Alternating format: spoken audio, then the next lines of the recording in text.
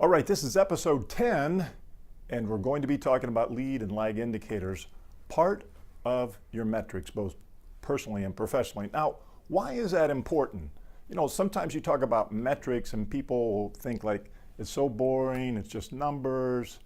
That's what egghead accountants do when they do your taxes, etc. Well, let me change your mind a little bit, or better yet, let's open up your mind to look and see how metrics, both personally and professionally, can benefit you. Now today, just real quickly, I'm going to show you a couple things you've probably heard on the news before, but maybe never quite understood.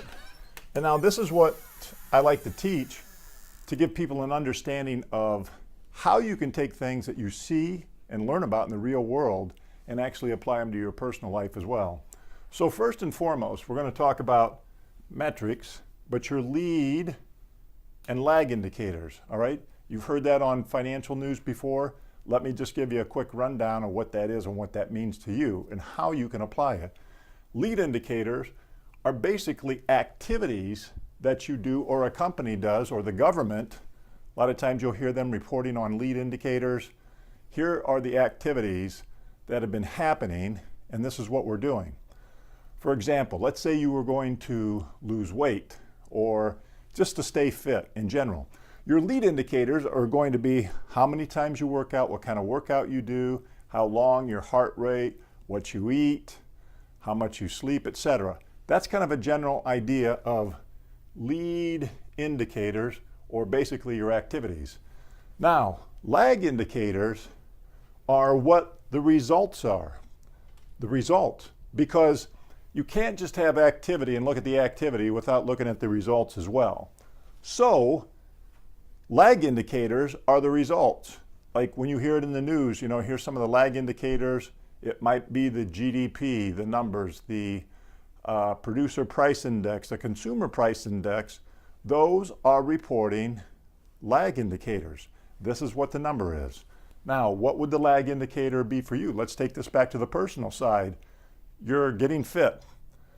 You might be looking at the weight scale. You might be going to the doctor or the health club and getting a body fat assessment. You might be going to the doctor, getting your blood work done.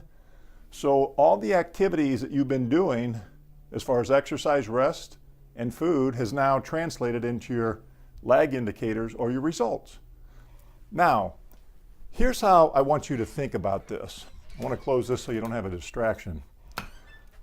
Metrics, or keeping score, is an important thing in your life, both personally and professionally. Now, if you're working in a company or you're running the company, you know it's important to have metrics. What type of marketing activities are you taking advantage of? What are you doing? And more importantly, then, what's the result? So you have to think about that. Both lead and lag indicators are important, your activities and results. And on the personal side, let me even break this down into a relationship. You have a spouse, a loved one, significant other, maybe children, grandchildren. Your lead indicators would be how much time you spend with them. Are you having date night? Your employees, let's go back to employees. Are you on a systematic review with them? How you accommodate them, how you coach them on how they can improve, how they're doing well. Now, why this is going to be important is as we have more millennials move into the workplace, this kind of metrics are going to be more important than you think. More important than in the back, especially when most companies and governments have been baby boomer led. Now we've got to shift. So the lead and lag indicators, it's very crucial. It's very beneficial. So I hope that makes sense. Make sure you comment and let me know what you think.